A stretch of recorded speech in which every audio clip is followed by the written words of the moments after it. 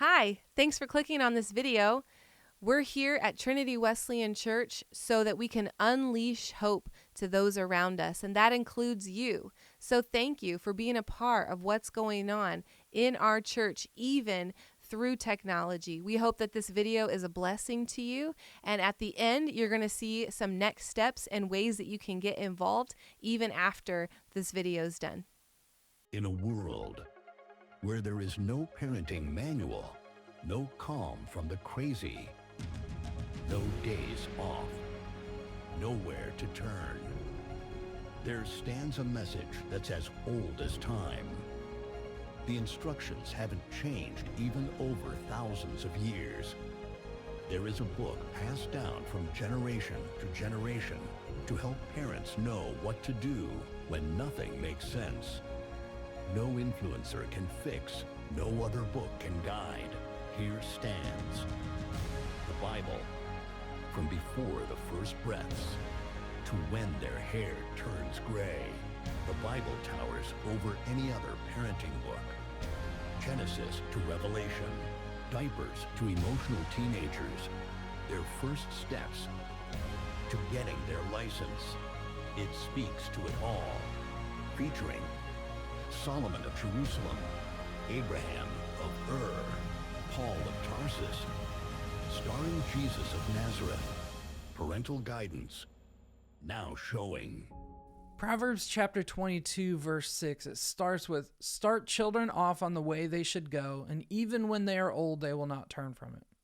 That phrase, "start them off," literally means to dedicate or initiate. It implies intentional direction from the earliest stages of their life. Now, discipline does not begin when they are 15 and they just suddenly have an attitude. It begins much earlier than we think. Start them off means at some point they're going to be on their own. You have to start them on the right path, because at some point they're not going to be on that path. You can't parent your kids forever. They're going to be on a path. It's whatever path you set them up for. There's a point where they're going to be out of the house, and their discipline is up to how you discipline them to be when they were young. Now, let me be clear. I'm not talking about spanking babies, but I'm talking about boundaries from the beginning. You don't even have to spank kids. Our girls, when they were infants, when they were toddlers, they wanted to put their fingers in the electrical outlets. Even just taking one finger and just tapping it on their hand like that, it's going to result in the biggest alligator tears you had ever seen. But they're learning boundaries and they're learning what discipline is. Even babies test boundaries. Like, they want to be curious, but those outlets feel worse than a little hand tap, little tap of your finger on their hand. And guess what? They grow up knowing not to put their fingers in the outlet.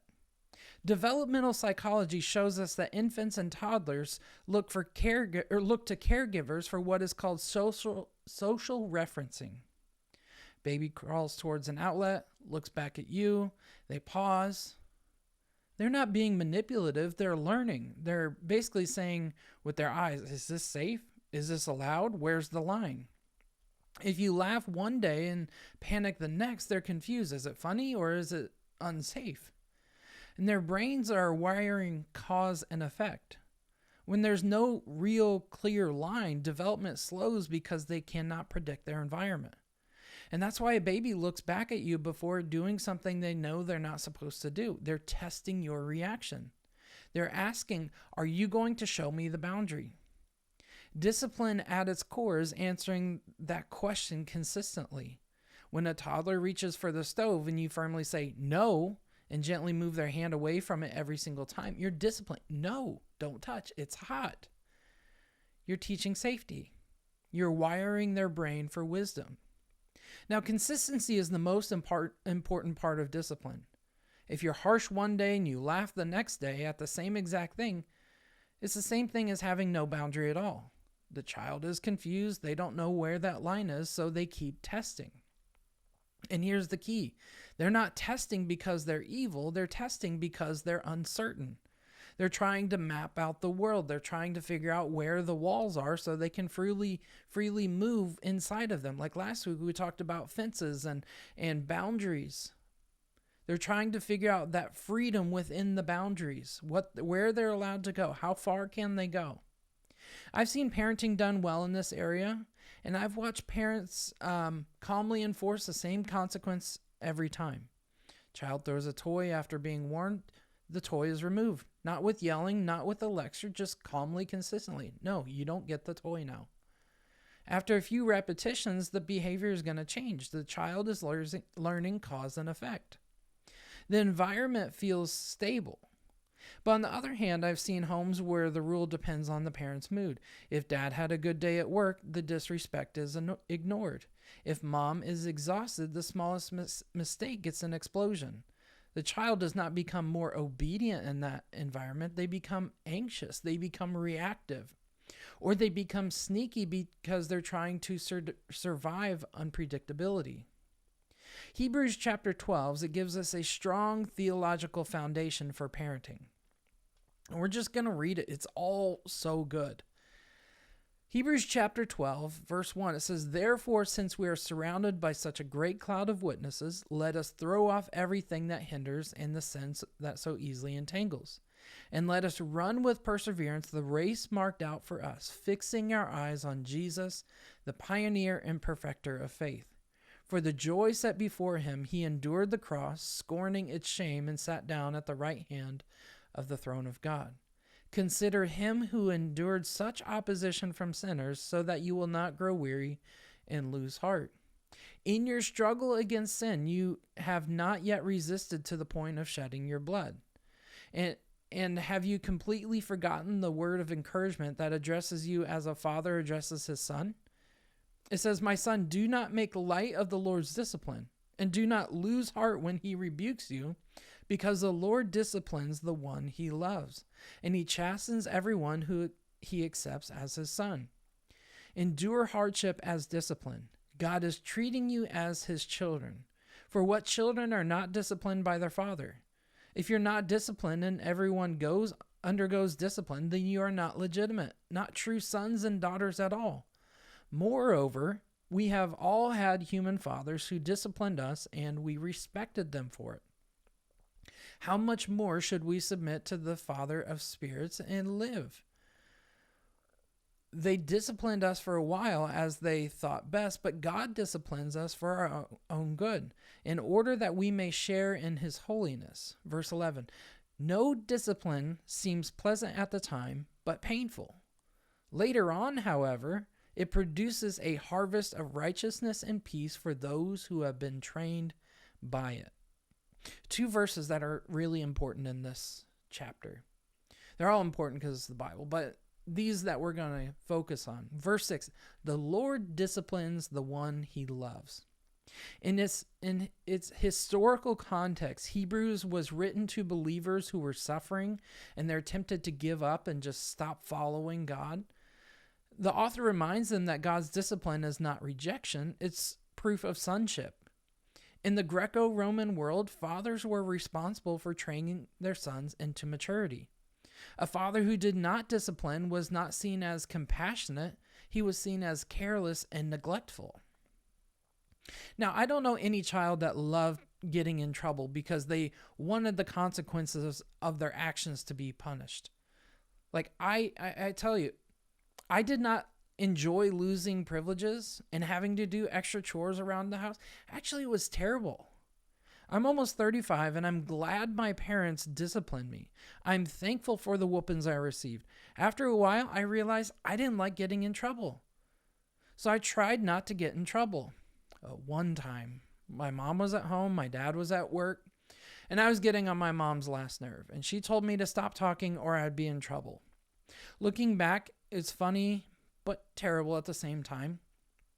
So I was talking back to my mom, and she said if I said one more word, I was going to get a spanking.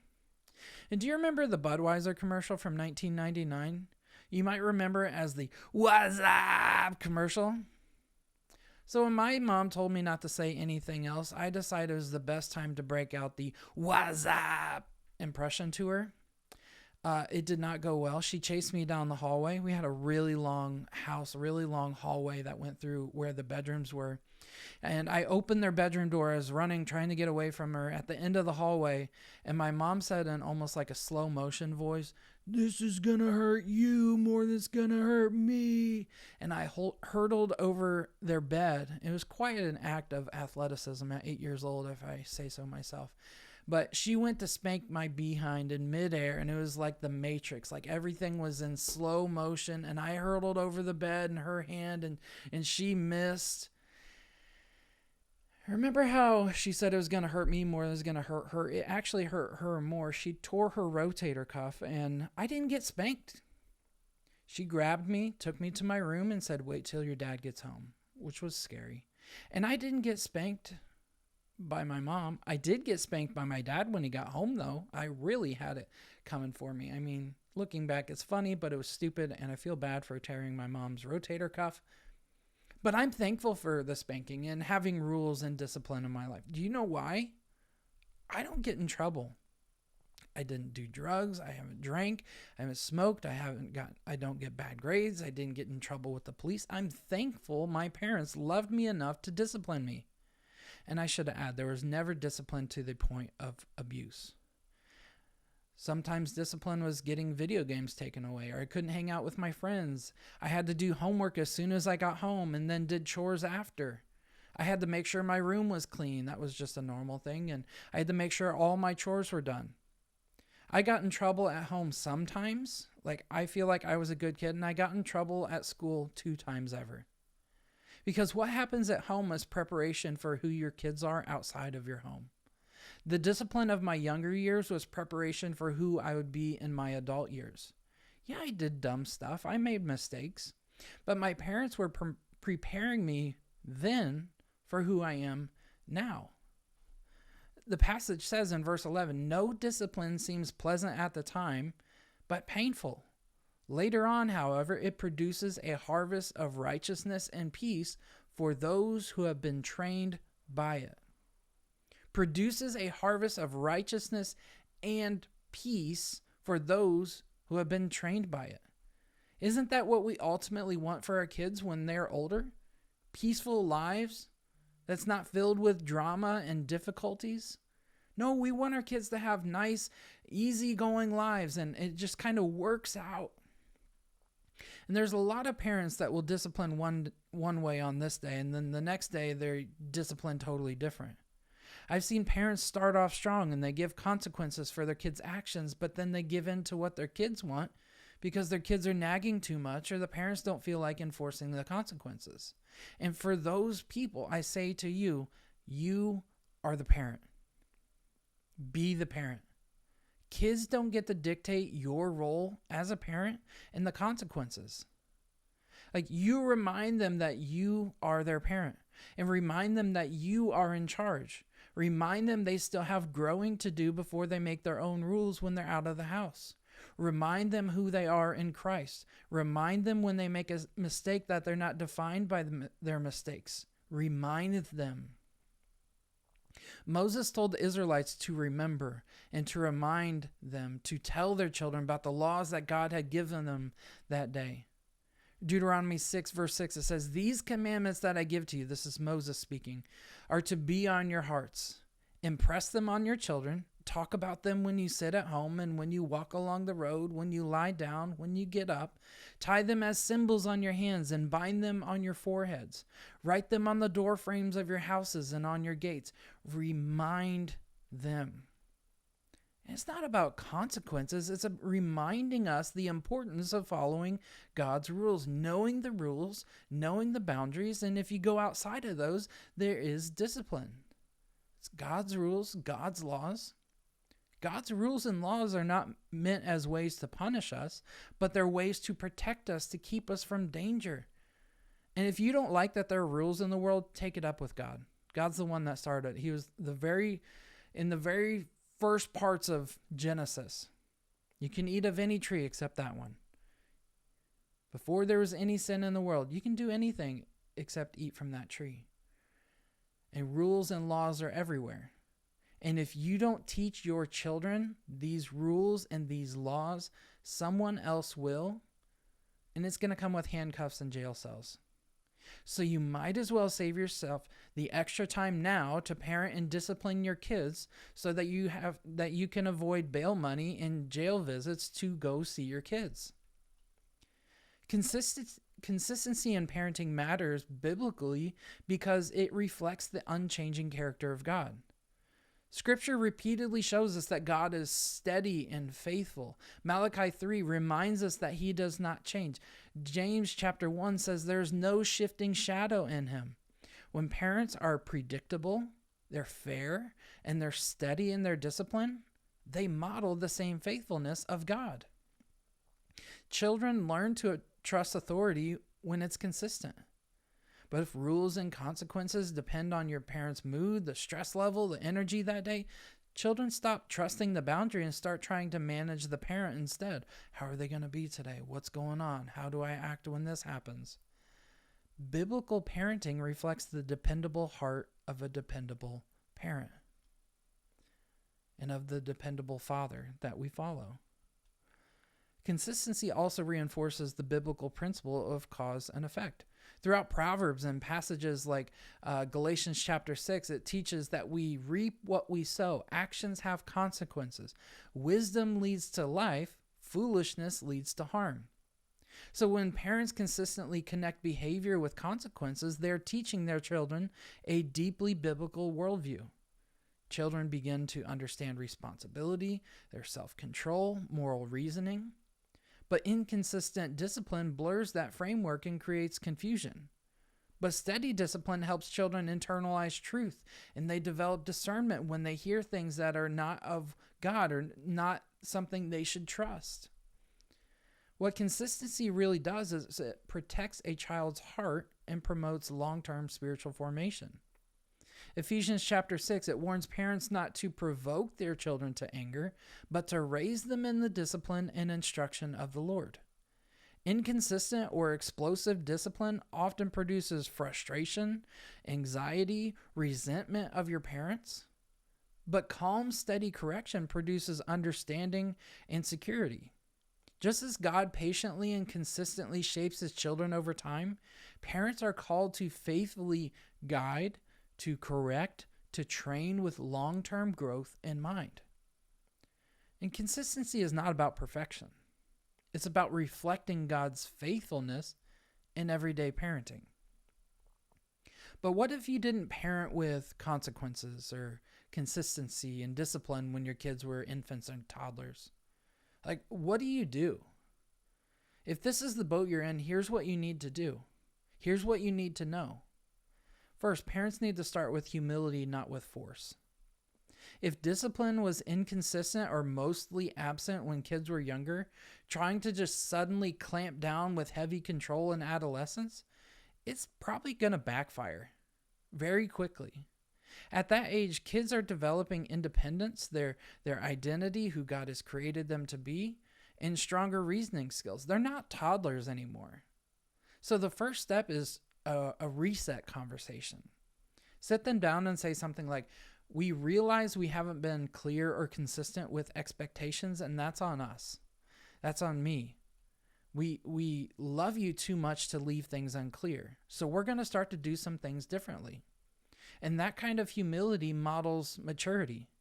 James chapter 5, it talks about confession that brings healing. When parents acknowledge where they fell short, it lowers defensiveness and it builds relational trust. My parents are not perfect, but they are going to apologize when they've messed up. That consistency is key. But what you have to do is you really have to rebuild authority through relationship before you can do a lot of enforcing. Again, Ephesians chapter 6, it warns parents not to provoke our children to anger, but to bring them up in discipline and instruction. The word instruction carries the idea of teaching, not just punishing. So at 10 to 12 years old, kids are capable of understanding reasoning. So instead of only saying, why do I have to follow this rule? Because I said so. Instead of just saying, because I said so, explain the why behind the boundary. Explain the why behind the discipline. Invite them into the process and say, hey, here's the house expectations. Here's the consequences. We want you to succeed. Be real with them. Like, they're able to understand it now. And when kids feel like they are heard, they're more likely to cooperate. Authority at this age shifts from primary physical control to relational influence through consistent follow-through. But one thing can happen is we start to think about every single rule I have to do, everything that I have to enforce. Don't think about all of what you have to do. Start small and be consistent now. You cannot fix 10, 15 years in 10 days. You choose a few key areas. Start there with respectful speech. Maybe start with screen time. Maybe helping them to see responsibilities within the house and outside of the house. And enforce those clearly and calmly every time. Not with crazy high emotions, not just like, you get off your dang phone, get off your iPad, stop playing video games, but steady. If you overcorrect and you become harsh, you risk confirming their resistance. But if you're firm and predictable, even older kids, they'll begin to adapt. Proverbs repeatedly connects discipline with wisdom, but wisdom is learned over time. Remember, you are beginning a new pattern, not winning a power struggle. You have to accept that rebuilding is going to take time. If a child has learned that boundaries were flexible, they will test the new ones. Not because they're evil, but because inside they're unsure whether this new version of you is real, if it's actually going to stick. Expect pushback. That's what it is to be a parent. Your kids are going to push back. They are still learning and still maturing. That doesn't mean it's not working. It means they're checking your consistency. So stay calm, stay steady. Over time, predictability restores their security. And finally, out of all these things, anchor everything in grace. Remember that God disciplines his children patiently. Psalm 103 says he is compassionate and slow to anger. You're not trying to dominate your child. You're trying to guide them. And it's never too late to move forward with wisdom. You may not get the same results you would have had starting at age 2, but you can absolutely improve the trajectory at age 12. The goal now is not control. It's clarity, consistency, connecting with them. And if you combine those three, you can rebuild influence even in those later years. And some of you right now are going to feel encouraged. Some of you feel convicted. Some of you feel discouraged. Maybe you feel like you've been inconsistent. Maybe you've been too harsh. Maybe you avoided discipline because you're afraid of becoming the kind of parent you had. But God is not asking you to parent perfectly. He's asking you to parent faithfully. There's grace for where you've been, and there's wisdom for where you are, and there's hope for where you're going. Your kids do not need a flawless parent. They need a steady one. They need a parent that says, here's the line. I love you too much to let you cross over the line. I'm not going to let you go into danger. They need someone who is strong enough to say no and loving enough to explain why. They need boundaries when they're young so that one day they can walk in freedom without you. And here's the bigger picture. Every boundary you set, every consequence you enforce, every conversation you have about choices and outcomes is preparing them for a much greater reality. Because one day they're going to stand in front of a holy God who is perfectly just and perfectly loving. And the good news of the gospel is this: the ultimate discipline for our sin fell on Christ. Jesus took the punishment we deserve so we could be brought into the family. That means we don't discipline out of fear. We discipline from security. We discipline as people who have already been loved, already been corrected, already been redeemed. So this week, don't aim for being louder in your parenting. Don't aim for stricter just to prove a point. Aim for clearer. Aim for calmer. Aim for consistent.